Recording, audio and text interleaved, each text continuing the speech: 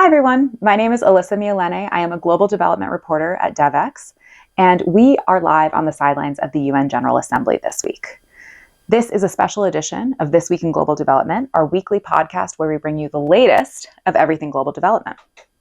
I'm thrilled to be here with Degan Ali, who is the leader of Adeso, which is a humanitarian organization that's focused on both response and also shifting the power and decolonizing development. Now, Degan, we have a lot to talk about today. First of all, thank you so much for being here with our audience. Thank you for having me.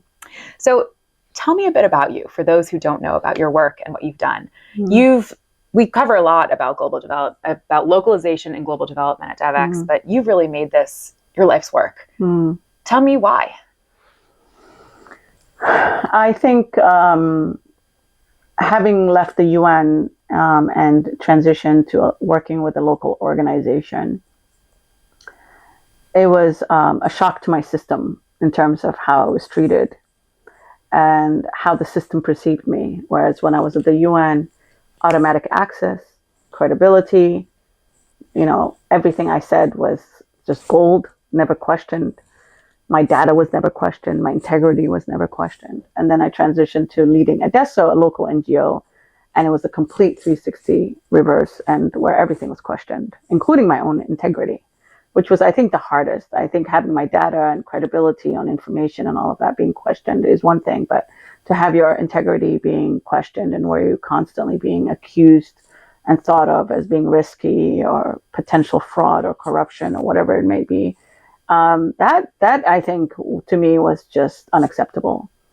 And that's when I started really engaging in the international space. And I realized that all the experiences I had in this bubble in Somalia, leading work in Somalia, was actually quite global. When I started meeting NGOs in Liberia, in Malaysia, and Indonesia, I met people in Haiti, and I was shocked that I was like, oh, I thought Somalia was unique because were a failed state. We didn't have a strong government.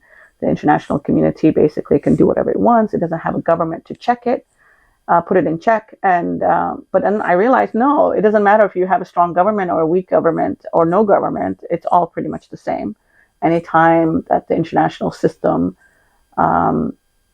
faces locals, whether it's the government or whether it's civil society, the relationship is usually pretty negative and pretty warped. And that was the first time when I ventured into the systems change space and said, we need to change this, and founded NEAR Network, a global South civil society network for us that advocates for our interests. And then other work that we have continued with and solutions that we are incubating as well since then. So basically you were at the UN, had kind of what you're describing as a certain level of power, right? Having that blue badge behind you kind of thing. Yeah. And then switching over, you were able to, or you really realized that kind of drifted away, right? Yeah. I mean, that must have been infuriating. It was beyond infuriating. I think it was, first I was shocked because I was very naive. I didn't understand that this would happen. I really respected the UN in the beginning when I came into the system, and I thought as a naive young person, I thought that my ideal job would be at the UN, and I did everything possible to work with the UN. And then I was told that because I'm a Somali citizen trying to work in my own country, that I would have the only position I could get was a national position. And I was like, wait a minute, I'm equally qualified as any other of these Mzungus or white people that are coming to work in my country, if not more qualified, because I went to the universities in the West. I went to university in the US and my master's in the UK. So why is it that they get expatriate salaries and I'm told that I have to be happy with a local salary? Anyways, eventually I overcame that, but that was my first experience with the inequities in the system. And they said, because you're a Somali citizen working in your own country, you can never be an expatriate staff. There was an unwritten rule, which later I found that they can violate any rules that they want, really. It was a real rule. But, and then I also once at the UN, and since leaving the UN, I the system is just so bureaucratic. And we're constantly accused as local civil society of being risky and being potentially corrupt. But I actually find that the UN is, I've seen more corruption out of the UN than any other institution. And not just explicit corruption, but just, I call waste of resources also a form of corruption. When you are implementing a $1 million project and you're lucky if 20% gets on the ground to the communities, that's, to me, that's completely unethical and a form of corruption. It's kind of a proved form of corruption where you hire a lot of expatriate staff and you use a lot of money on these beautiful white vehicles, Toyota Land Cruisers, and P3, P4 salaries that are just crazy and unreal. And I think the community also understands that there is such massive waste of resources. When they see that, the community is being given the indication that it's okay to waste money that comes from the international system. It's okay to charge 3 times the price for procuring an item. They see that nobody really cares about the resources. So they're like, oh, if they don't care, why am I not also kind of gaming the system and doing what I can to grab something? So we have contributed. The behavior of the international system has actually contributed to any kind of allegations of corruption at the community level. Because I've seen communities say, try to, a friend of mine during the 2011 famine in Somalia started an NGO in the US, and she raised a bunch of money from the Somali diaspora. And then she went on the ground and she wanted to do a cash transfer to distribute the money to the local community. She was immediately met with a woman who became like a gatekeeper. And she was like, I'm vulnerable, give me the money. I deserve it, blah, blah, blah. She was kind of like very aggressive and pushy. And my friend told her, no, this is for vulnerable people. I don't know if you fulfill the criteria. This is the criteria, blah, blah, blah. She's like, no, I fulfill the criteria. And then she told her, this is money from the Muslim community. This is money from zakat, from sadaqah, from the Muslims in the US. And as soon as she said that, the woman is like, oh. She pulled her hand and then she said, let me take you. And then she took her to a tent and she said, that woman is vulnerable. You should include her. I shouldn't be on the list. So the community has a clear perception of what they consider halal money, or money that is clean, that they have to not abuse. And the international funding is money that they were like, oh, these white people abuse the money. They misuse the money. They don't take care of it. Why am I going to take care of it? So there is very little questioning on the international system of what we have done to allow corruption to be pervasive. The immediate reaction to issues around corruption is they're the problem. They can't be trusted. They are untrustworthy. They're liars and all of that. And they're risky. Rather than saying, why is it that the community, once you tell them it's money from the Muslim community, they protect it in a different way than this money? It's really interesting and actually gets us into a conversation we will be having later this week about trust at one of our Devex events. Now, kind of looking at this issue and fast forwarding a bit to 2016, I want to talk to you about the Grand Bargain, your involvement in that process. And now, it's 2024, right? We're 2 years away from the 10-year mark. So first, I want to talk to you a little bit tell me about that process for the readers who are not familiar with the Grand Bargain, kind of what your role in that, how that 25% was kind of created and met, and where we're at now. The Grand Bargain process, first of all, it was during the World Humanitarian Summit. So it was 2 years of consultation. And during those 2 years, what I was doing was trying to build a movement of local Global South civil society organizations that could become future members of the NEAR network. So on the sidelines of the WHS, we were doing lots of meetings with civil society on our own with no internationals in the room. No UN, no NGOs, nobody. It was only Global South. And during that process, I was confirming with them that there was a need for this network. Would they like to be part of it? What do we organize around during the WHS? What is our asks? It was very clear during those conversations that there was two major issues that came out consistently. And one was around funding and resource distribution. The second was voice and representation at decision-making forum. And I would say the third was the politics of aid. The third issue around UN veto power, global governance, was kind of always sanitized out of the reports. I remember there was a time that I started paying attention to these reports and reading them, and I was like, this report doesn't reflect what we discussed. Where is this issue of veto power? Why isn't it not here? And I was just told that you're not going to be successful in getting it back. Anyway, so during that process, then I said, okay, so what do we need to do to get to that, to get resolution on the issue of financing and funding and funding flows? And that's when I came up with the idea of a target, that if 2016 happens, we need to make sure that during the summit, there's an agreement, a global agreement on a target. And honestly, that we are in 2024 and this target hasn't been met doesn't surprise me. I was not naive enough. By then, I had learned a lot. I wasn't as naive as I was in 2000 and 2003. I knew that that target was never going to be met. But for me, the target was really about how do we make sure that this issue of what was then termed localization, a term that I don't like, but locally led development or whatever, that this issue doesn't get off the agenda of the international system. Because I know the system is very fickle, and every 4 or 5 year cycles, there's a new hot thing.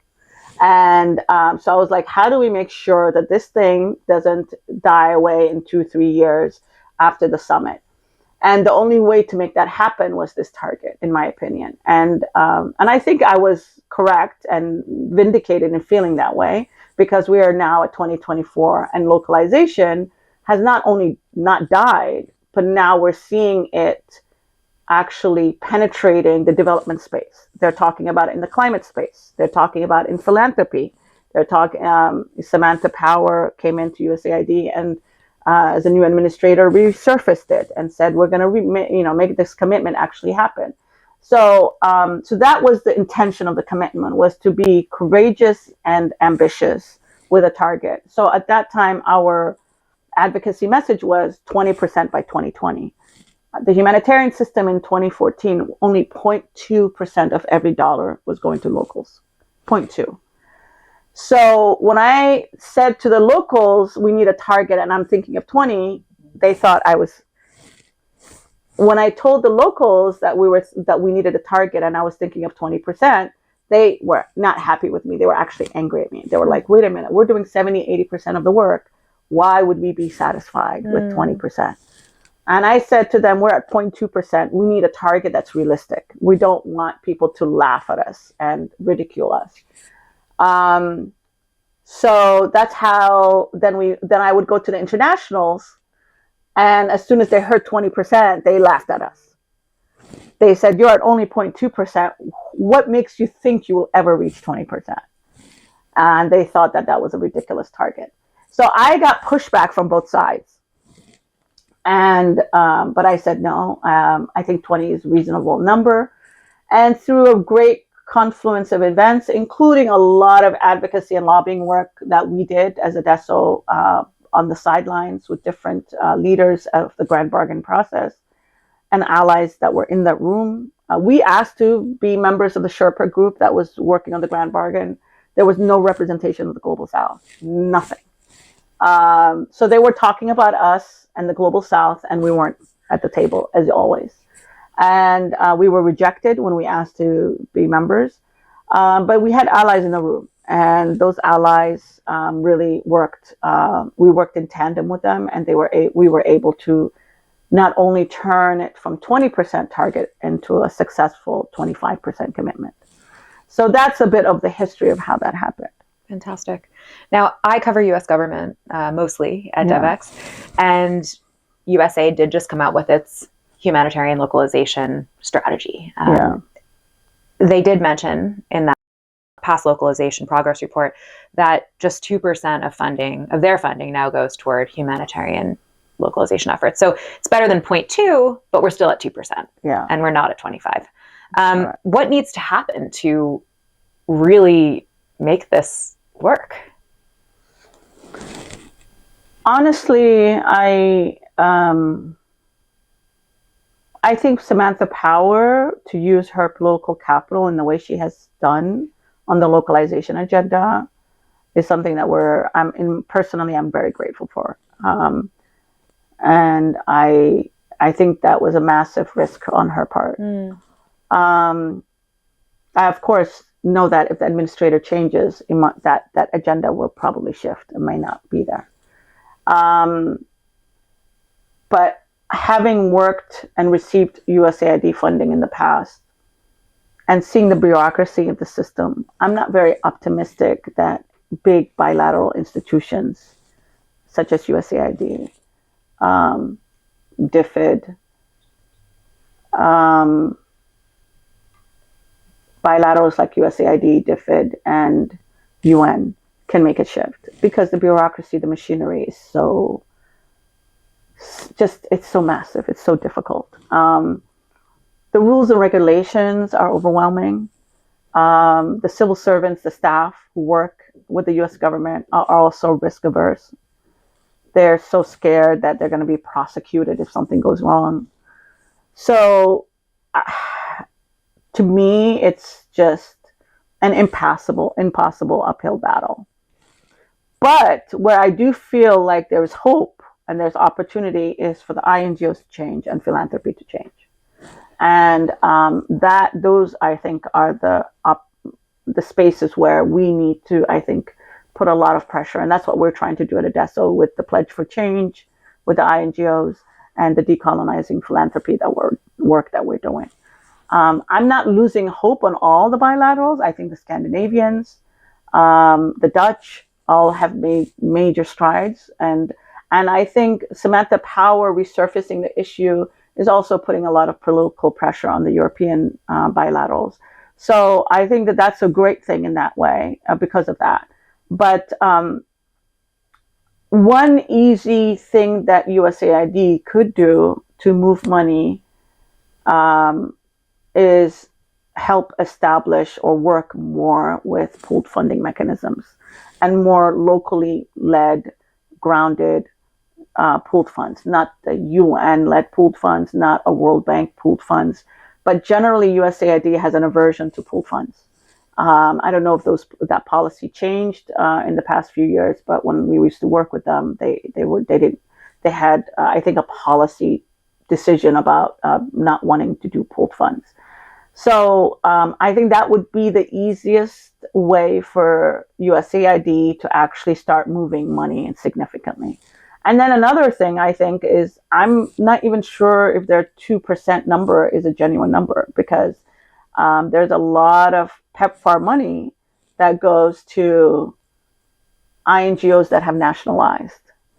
So you'll have NGO X, who's an American NGO, and they establish a Kenyan branch. And for USAID funding, based on how the RFP is worded, if the Kenyan entity applies or the US entity applies, but it's really basically the same thing. They'll say we're a Kenyan entity with a Kenyan board and a Kenyan CEO, but really they are just a branch of the US entity. We don't believe those entities are local, according to the NEAR definition. So there needs to be a better kind of sifting through those numbers of USAID to see whether they're actually genuinely funding real local organizations. Right. And that denominator issue and the numerator issue of kind of what portion makes up localization is a hotly debated topic, right? And many groups have kind of looked into the numbers and the weeds and really seen like UN organizations or like you're saying, how PEPFAR money flows. So lots to unpack there. But before we wrap, Degan, I did want to ask you two questions that we're asking everyone this week. The first being, what are the biggest trends that you see on the horizon, or what are the kind of things that you're watching in the global development space? And the second is, we're here in large part because of the SDGs, right? And where we're at. So what do you think needs to happen for us to accomplish them? So I think the first and the second, my response will be kind of linked. So there's a reason why I don't like the term localization or locally led. And the reason I don't like that is because I think these are terms, first of all, I think localization is a bit pejorative. And it goes back to that whole thing of field and expat, international and local and all of that. When global North institutions come to us, they're international, automatically, but we are never international, So the reason I prefer terms like decolonization, because it centers everything on recognition of a very colonial architecture, whether it's the financial architecture, the global governance architecture, UN, and how the UN is just so still controlled by 5 countries who are the winners of World War II and veto power. The trade system, all of these things are still very colonial.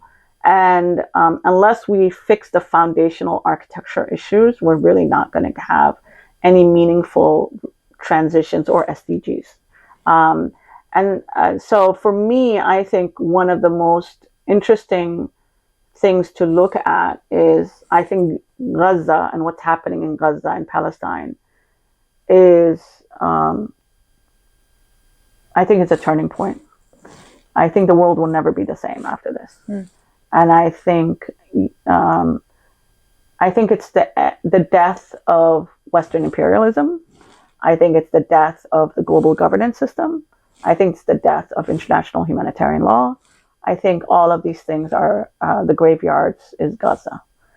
And for me, what I'm finding very interesting and looking at is what is the global South doing in response to Western hegemony and imperialism and Gaza and these kinds of issues. And honestly, it's the BRICS. And I think that if there isn't significant immediate reforms of the UN system, we're going to have the BRICS nations probably create something alternative to resolve things like Gaza and Ukraine and Russia and Sudan and all of these other massive crises that the Western-led system hasn't resolved. Tell me one crisis that the UN has resolved. I don't know really of any. We allowed the Rwandan genocide to happen. NATO had to intervene in Bosnia. There hasn't been any real conflict in the past 50 years that the UN has resolved. So I think that's the trend. And I think in a way, it might be an opportunity. It has its risks because there is a huge question around civil society engagement with that process. But then there was no real civil society engagement in the design of the Bretton Woods institutions, including the UN. So, all those things came a little bit